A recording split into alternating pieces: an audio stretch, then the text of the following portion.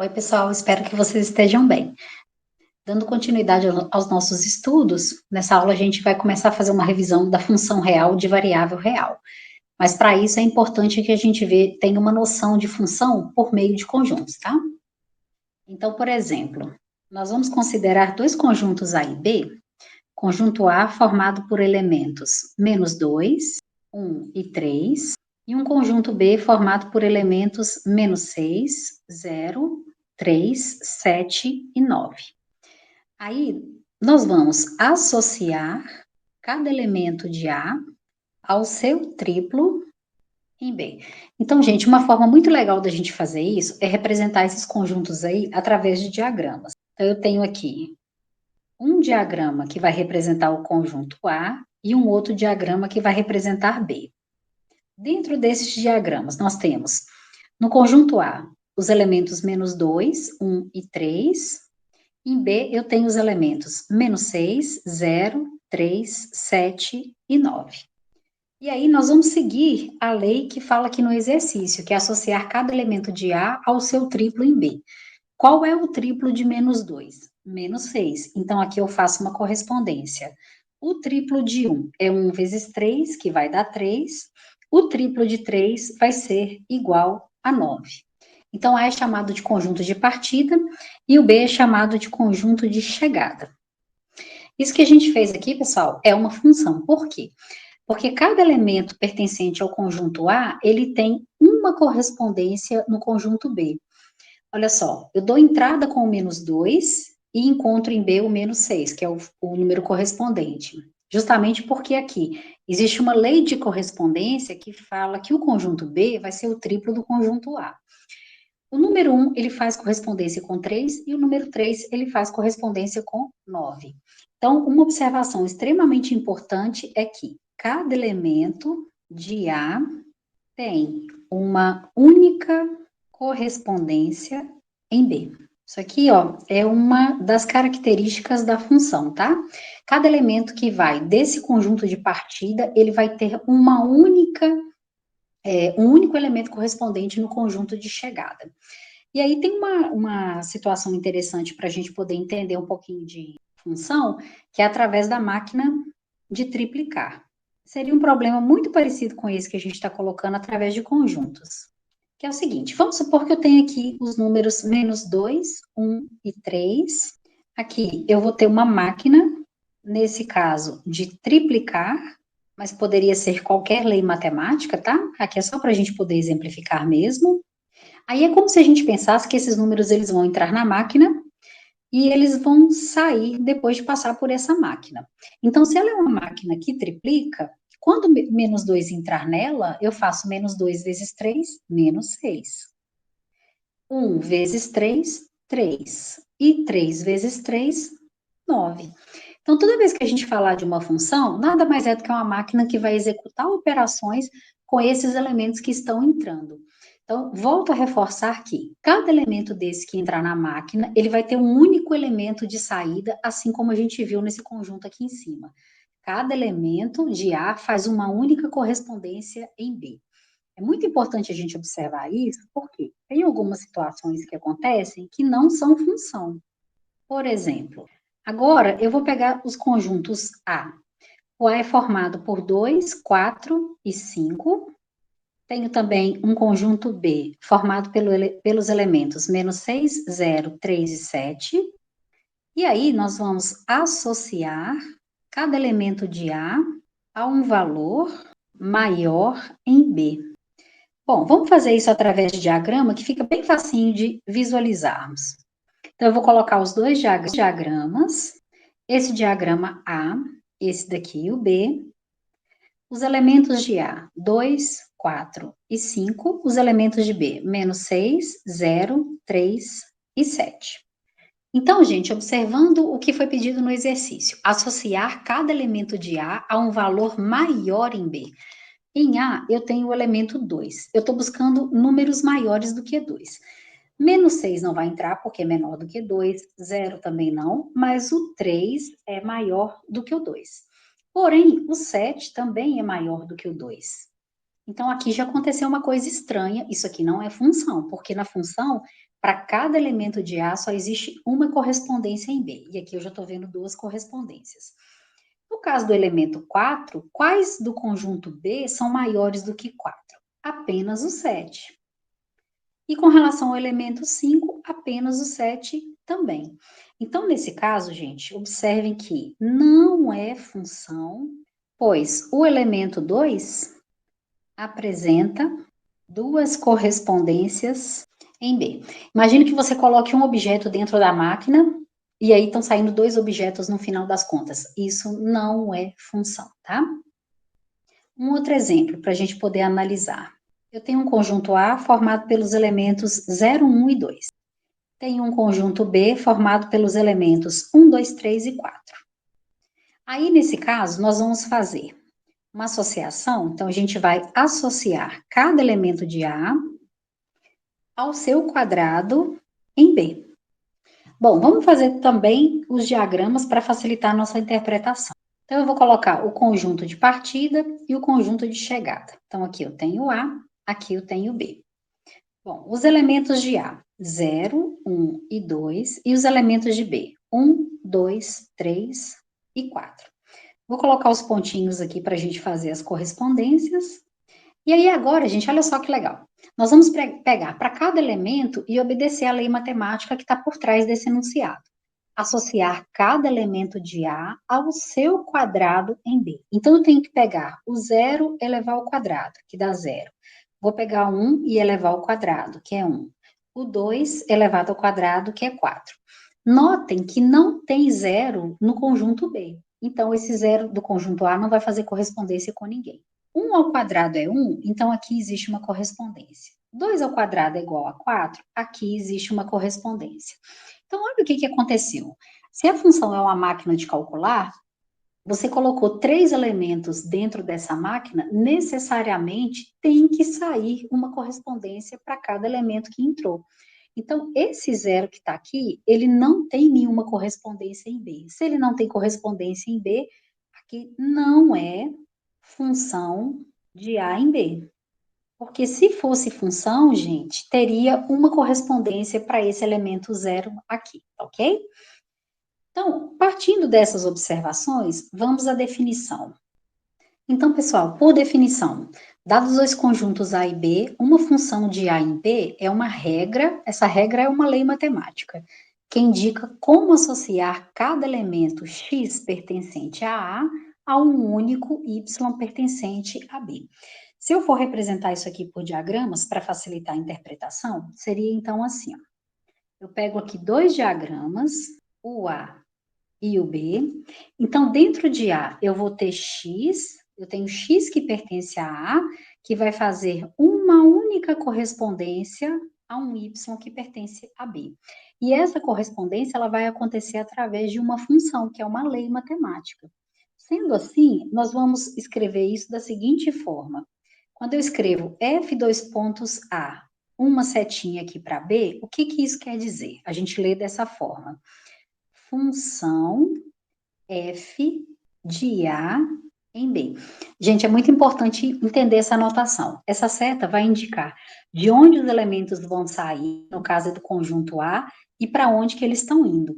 Então, eu tenho o A, o conjunto de partida, e o B, o conjunto de chegada, tá? Por isso que a setinha está apontando de A para B.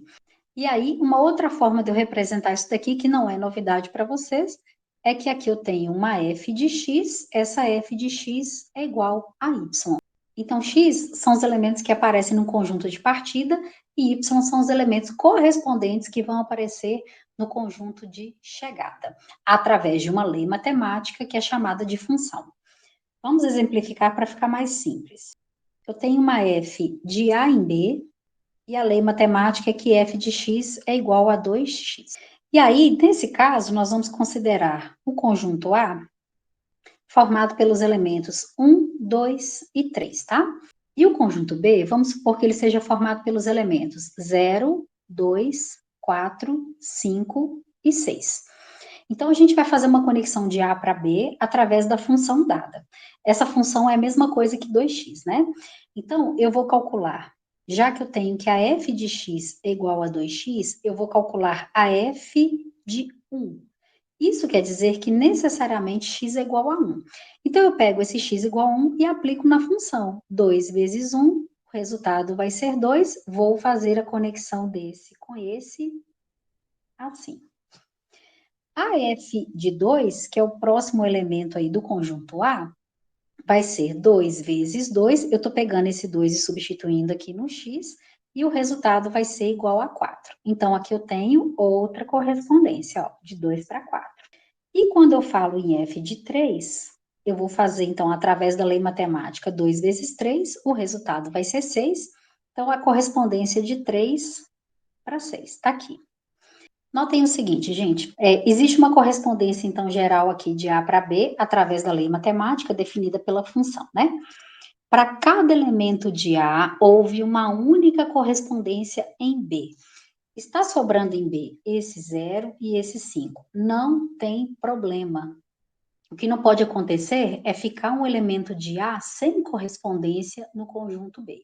Então, para cada um de A, tem que ter uma correspondência em B, ok? Então, nesse caso, nós podemos afirmar que é uma função de A em B. Nesse próximo exemplo, também nós vamos fazer uma função f de A em B, considerando uma lei matemática f de x, que é igual a x elevado ao quadrado, tá? Aí eu tenho os dois conjuntos, A e B, e no caso do conjunto A, ele é composto pelos elementos menos 2, 0 e 2, tá certo? O conjunto B, ele é composto pelos elementos menos 4, 0 e 4. Quando você coloca esses elementos naquela máquina de calcular, o que essa máquina vai fazer? Ela vai calcular o f de menos 2, vai calcular f de 0 e vai calcular f de 2 também, tá? E aí, gente, a lei matemática que está por trás disso é x elevado ao quadrado. Então, quando eu falo f de menos 2, eu estou dizendo que x é igual a menos 2. Logo, a gente vai ter menos 2 elevado ao quadrado. É obrigatório o uso de parênteses. Porque quando você faz assim, ó, menos 2 ao quadrado, e faz menos 2 ao quadrado, são coisas completamente diferentes. Nesse caso aqui, a gente tem menos 2, que multiplica por ele mesmo duas vezes. Então, o resultado é 4 positivo. Quando você faz dessa maneira, é só esse 2 que está elevado ao quadrado. Então, é como se eu tivesse menos 2 vezes 2, o resultado é menos 4. Tá vendo? Completamente diferentes. Então, aqui a gente tem que tomar muito cuidado, tá? Fazendo, então, essa continha, isso aqui vai ser 4, eu vou conectar esse menos 2 ao 4 aqui positivo. Pronto, achei a correspondência. F de 0 é a mesma coisa que 0 elevado ao quadrado. 0 ao quadrado é 0. Então, quando sai o 0 aqui desse conjunto de partida, vai chegar no 0 aqui, que é o conjunto de entrada. Beleza. E quando eu faço a f de 2, é a mesma coisa que 2 elevado ao quadrado, que vai ser 4. Então, quando eu tenho aqui x igual a 2, eu vou ter um y igual a 4. Notem o que aconteceu aqui. A gente tem, no conjunto A, menos 2 fazendo correspondência com 4, 0 com 0 e 2 com 4. Eu tenho a mesma correspondência para dois elementos diferentes aqui do conjunto A. Não tem problema. O problema seria se tivesse sobrando alguém aqui no conjunto A que não fizesse correspondência, ou então, se não tivesse um conjunto B aqui para fazer correspondência com A. Por exemplo, gente, vamos supor que eu tivesse o número menos 1 aqui também, tá? Na hora que eu com esse menos 1 na lei matemática, menos 1 ao quadrado ia dar 1. Não tem o 1 no conjunto B, aí não seria função. Então, observem que não tem problema nenhum a gente ter aqui para dois números aqui diferentes de A, a mesma correspondência, tá? Não tem problema isso daí, não. Então, nesse caso, nós temos também uma função. Então, aqui, eu posso dizer que f é uma função de A em B. E aqui eu posso fazer uma ligação aqui genérica colocando a função f, beleza? Vamos para mais um exemplo. Eu tenho agora a f de A em B, através da lei matemática f de x, que é igual a x mais 2. E aqui eu tenho um conjunto A formado por 0, 1 e 2, e um conjunto B formado por 1, 2, 3, 4, 5. Vou representar esses conjuntos em forma de diagrama. Então, aqui eu tenho A, aqui eu tenho B. Os elementos de A, 0, 1 e 2, e de B, 1, 2, 3, 4, 5. Muito bem. Quando eu fizer o cálculo para verificar a correspondência de cada elemento de A lá em B, eu vou fazer f de 0, obedecendo essa lei matemática aqui, ó, x mais 2. Então, quando eu faço a f de 0, eu estou afirmando que x é igual a 0. Logo, eu vou ter 0 mais 2, o resultado vai ser 2. Então, eu vou ligar o 0 do conjunto A ao 2 do conjunto B. Vou fazer a mesma coisa que é o cálculo da f de 1. O que é f de 1? A lei matemática é x mais 2, então vai ser 1 mais 2, que é igual a 3.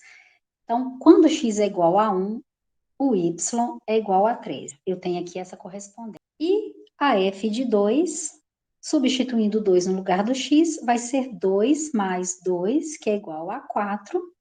Então, aqui sai 2 desse conjunto A, chega no 4 no conjunto B. Notem que a gente tem uma única correspondência para cada elemento de A, não sobrou nenhum elemento de A sem correspondência, então não tem problema ter sobrado alguns elementos aí no conjunto B, tá? Então, nesse caso, a gente tem também uma função de A em B. Então, aqui de novo, eu tenho que f é função de A em B. Então, agora, pessoal, a gente vai estudar 3 conceitos extremamente importantes que vão aparecer com muita frequência, não só no cálculo, como em qualquer outra matéria aí das exatas, tá? Que são esses conjuntos: conjunto domínio, conjunto contradomínio e o conjunto imagem. Então, para a gente poder entender, seja f de A em B. Então, eu estou falando de uma função cujo conjunto de partida é o A e o conjunto de chegada é o B. Então, eu tenho que o domínio, ele é formado pelo conjunto A, o contradomínio é formado pelo conjunto B, e a imagem é formada por cada correspondência que vai aparecer de A em B. Lembrando que X pertence a A e eu tenho um Y pertencente a B. Então, daqui vai sair domínio, que eu represento por D maiúsculo, e aqui, que são os elementos correspondentes, eu represento a imagem, que a gente denota aí por IM.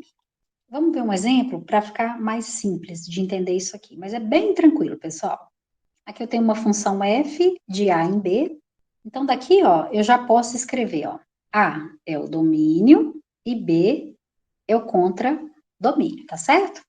Aí, vamos supor que os diagramas tenham sido dados aí para vocês, tá? Aqui eu vou ter. Então, aqui eu tenho o conjunto A, o conjunto B, o conjunto A formado por 0, 1 e 2, e o conjunto B formado por 0, 1, 2, 3 e 4.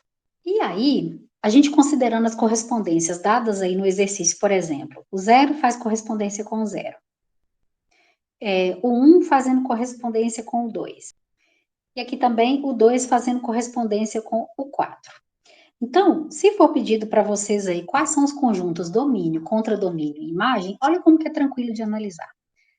O domínio são os elementos do conjunto A. Então, eu tenho 0, 1 e 2. Toda vez que a gente vai representar conjunto, a gente usa chaves. O contradomínio são todos os elementos do conjunto B. Quais são os elementos de B? Olha lá no desenho. 0, 1, 2, 3 e 4. E a imagem são os valores de y que estão lá no conjunto B e que fazem correspondência. Então, por exemplo, esse 0 aqui chegou no 0. Isso aqui é uma imagem. 1 com 2 é uma imagem. 2 com 4 é uma imagem. Então, a imagem é formada por 0, 2 e 4. Existe uma lei matemática que não foi dada aí nesse exemplo que faz essa correspondência. Se vocês observarem, ó, o número 2, ele é o dobro de 1, o 4 é o dobro de 2, 0 é o dobro de 0. A lei matemática aqui seria uma fx, que é igual a 2 vezes x, ok? Não pediu a lei matemática, mas está só aproveitando aí para a gente analisar. Vamos para mais um exemplo. Seja a função f de r em R, tá o quê? Y é igual a x ao quadrado mais x menos 2. Determine a imagem do número 4. Pessoal, muito importante entender cada tipo de notação. O que isso daqui vai significar, ó, essa informação aqui do exercício? Eu tenho uma função f de R em R, tá? O que isso quer dizer? Lembrem que esse conjunto aqui é o conjunto de partida, então aqui está o nosso domínio.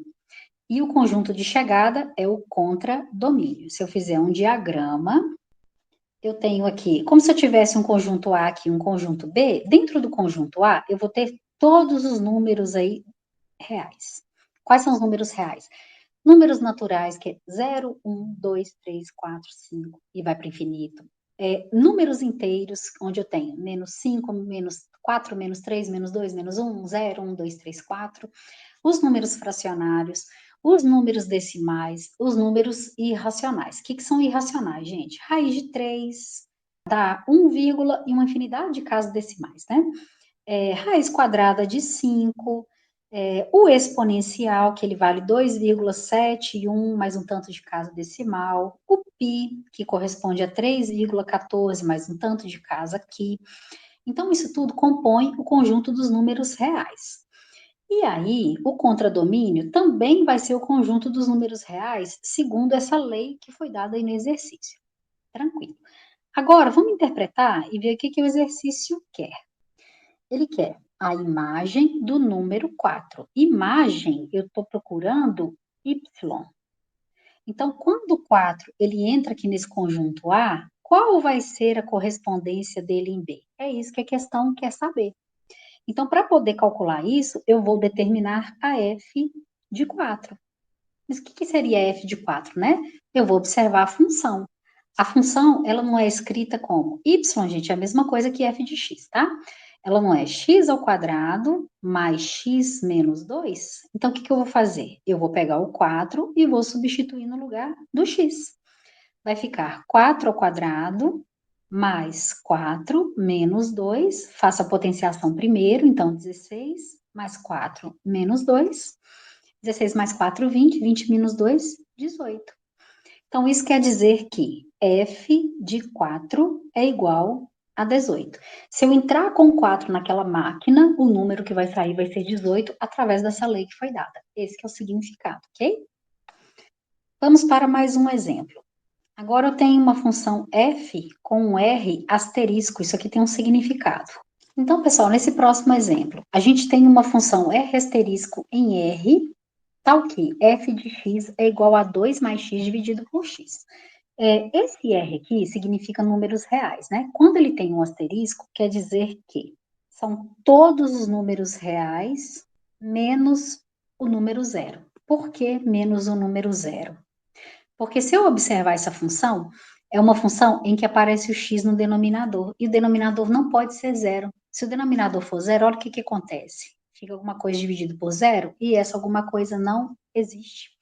Então, esse denominador tem que ser diferente de zero. Então, se você pensar num diagrama, gente, olha só. Eu tenho aqui o conjunto de entrada.